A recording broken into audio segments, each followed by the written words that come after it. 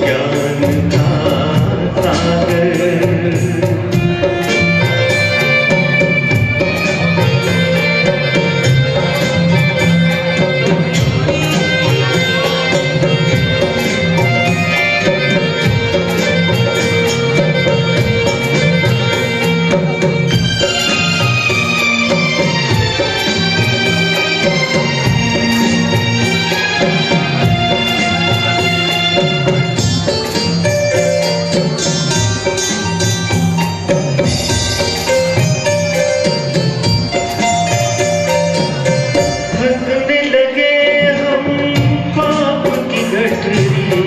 सिर पर ढोते ढोते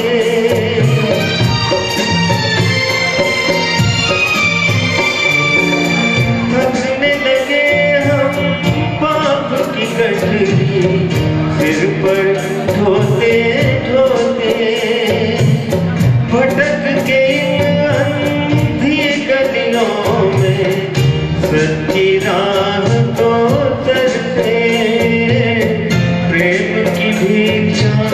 कुछ हमको भी प्रेम की भिक्षा, कुछ हमको भी हे प्रभु करो कथा। क्षमा का सागर तुम हो, ज्ञान का सागर तुम हो, कृपा का सागर। देखा है तुम्हारे नैनों में हमने क्षमा का सागर तुम हो, ज्ञान का सागर।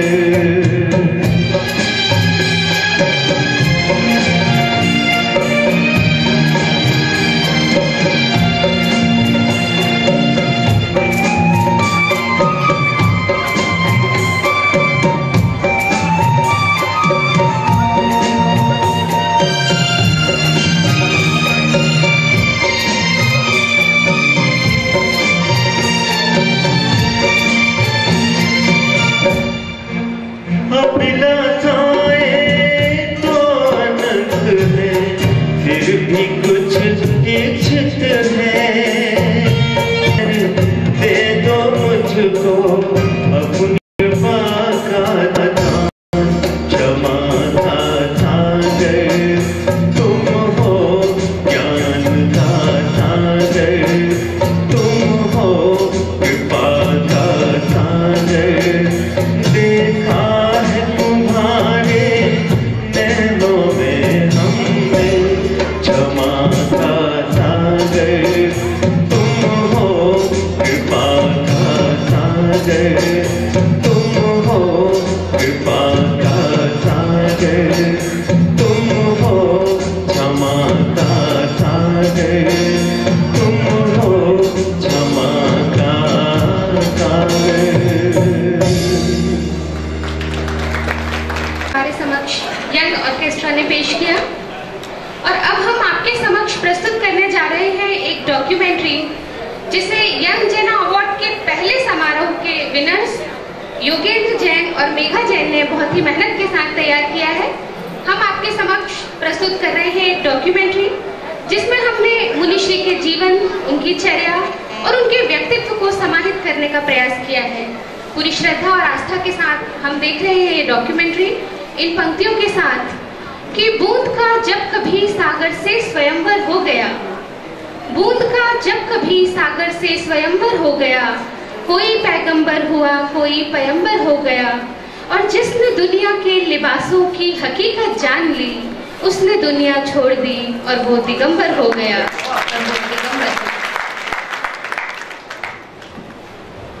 सिंघई जीवन कुमार जी के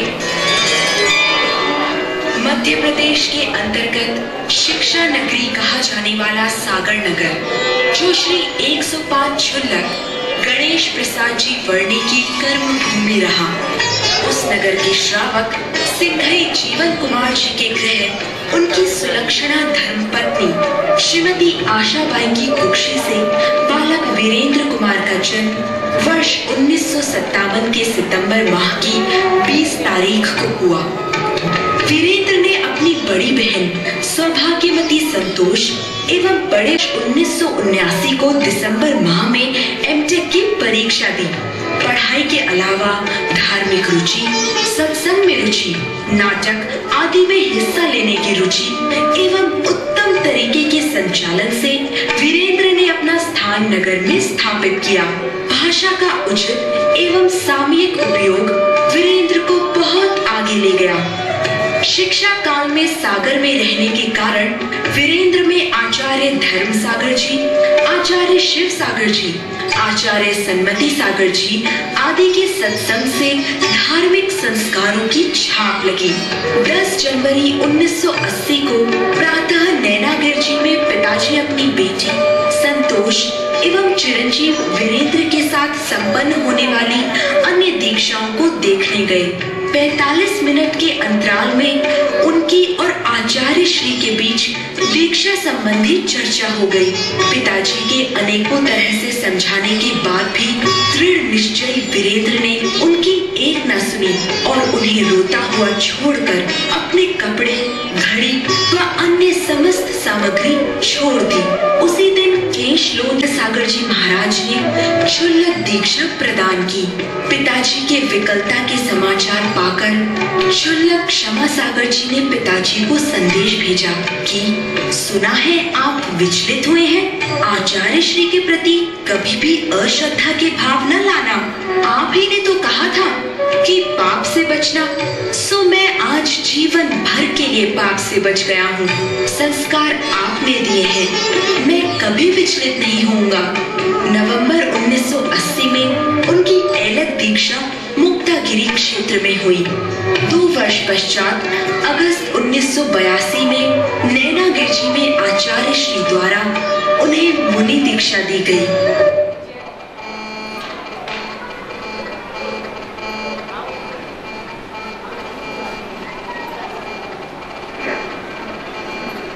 बचपन में हम सो रहते थे और माँ झाड़ू लगा करके और पाठ करती थी, पारायण भावना का पाठ करती थी। मुझे वो पारायण भावना मैंने कभी नहीं पढ़ी। 22 साल की उम्र में जब आचार्य श्री के चरणों में जाकर के दीक्षा ली तो पहले दिन जब राजा राणा चक्रवर्ती पढ़ी, राजा राणा छत्रपति ये वाली नहीं, वो कहाँ गए चक्री जिंदगी का वो अंगद राय की पारायण भावना जब आचार्य श्री ने सब पूरे सामने पढ़ी तो मैंने भी साथ में पढ़ी। फिर मैं सोचता रहा कि मैंने ये कब और कहाँ पढ़ी। मैंने तो मैं किताब में पढ़ी कभी, तो मैंने कहाँ पढ़ी। फिर बहुत रिकॉल करने पर मुझे याद आया कि अरे जब मैं सोया रहता था सुबह सुबह आधा जागा आधा सोया इस बात के इंतजार में कि कब ब्रेक बजने की आवाज आए तो चाय बन गई। उस समय माँ बोलती थी तब ये मेरे अनकॉन्शियस में ठीक होता। माँ रात में सोने से पहले पुराण बांटती थी, वो आज भी मुझे मेरी चेतना में है।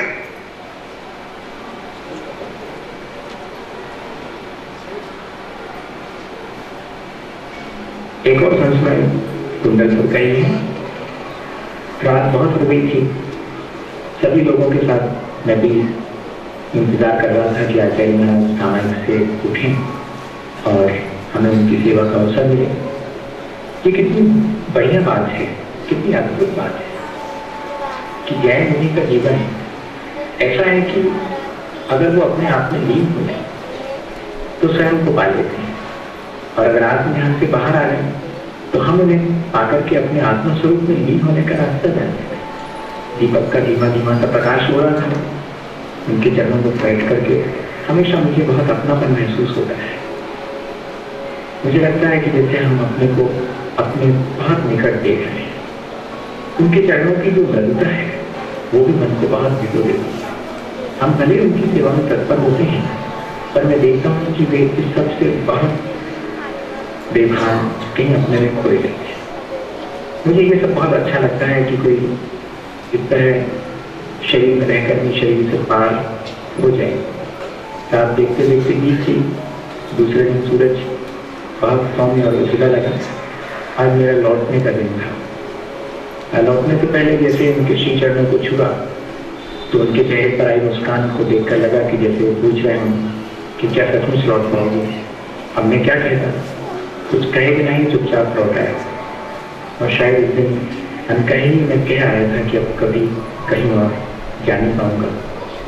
उनकी आखिरी जाने मन को छू लिया, जैसे सुबह उगते सूरज ने द्वार खोलते हुए अपनी प्रकाश रश्मियों से बाहर भीतर सब से मैं डुबो दिया।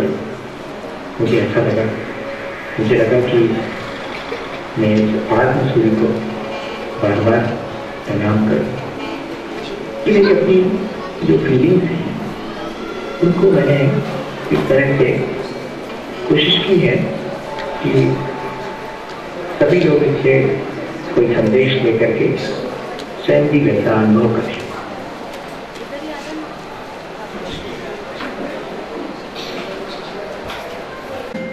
और उसके उपरांत गहन चिंतन, मनन से परिपक्व उनका दर्शन अद्वितीय है। मुनि क्षमा सागर जी जहाँ एक संवेदनशील कवि थे, वहीं दूसरी ओर महान साधक, साहित्यकार और विचारक भी।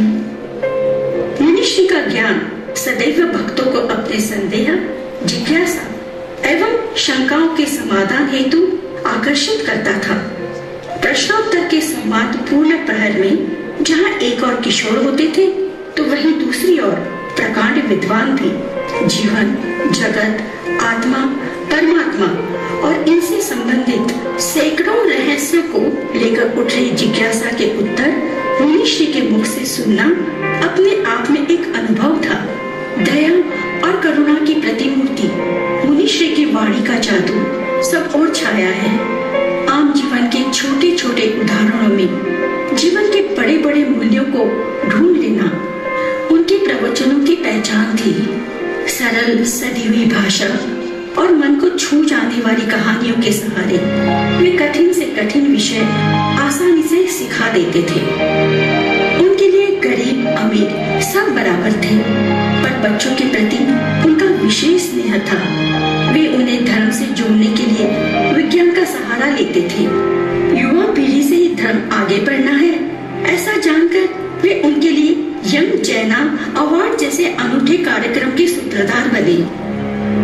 उनका मानना था कि जीवन सरल होना चाहिए। हम भले ही खुद ठग जाएं, पर कभी भी दूसरों को ना ठगें। वे आडंबर और दिखावे से दूर रहकर भावनाओं की श्रेष्ठताओं पर जोर देते थे। उनका मानना था हम जितनी भी क्रियाएं करें उनमें भावनाओं की सुगंधी बनी रहे।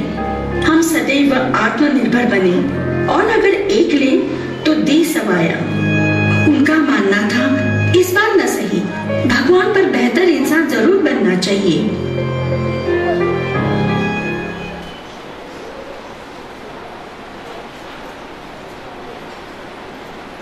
मुनिश्री ने 35 वर्षों तक कठिन तपस्या की और सर्वोत्तम आचरण का पालन किया। आखिर के 10 वर्षों में कठिन रोग के कारण परिशः जय भी किया। असाध्य रोग में भी रंज मात्र भी अपनी साधना से नहीं दी गई। उन्होंने सिखाया कि कठिनता और प्रतिकूलता के समय में भी मुक्ति पथ पर डटे रहना चाहिए और समता भाव बनाए रखना चाहिए।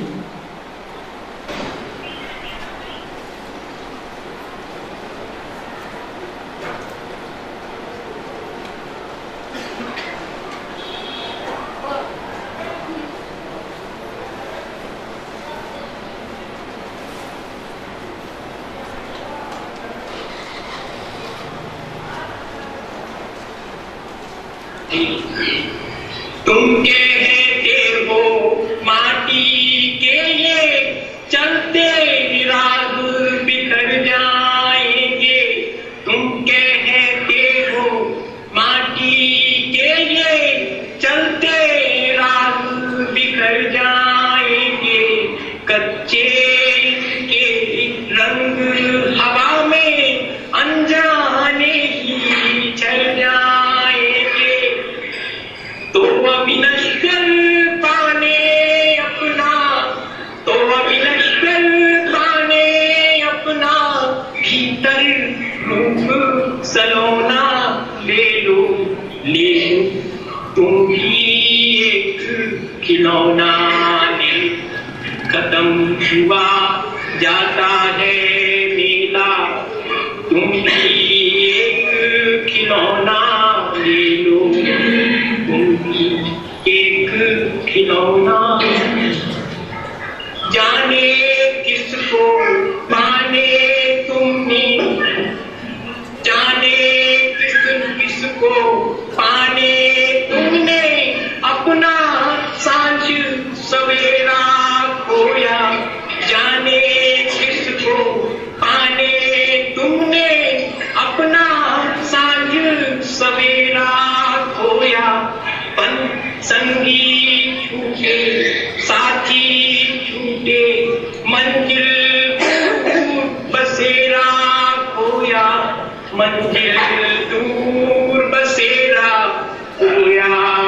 आज लौटने की बेला में, आज लौटने की बेला में सौदा मेरा कुछ तो ले लो, ले लो, तुम भी एक खिलौना ले लो। खत्म हुआ जाता है मेला, तुम भी एक खिलौना ले लो, तुम भी एक खिलौना।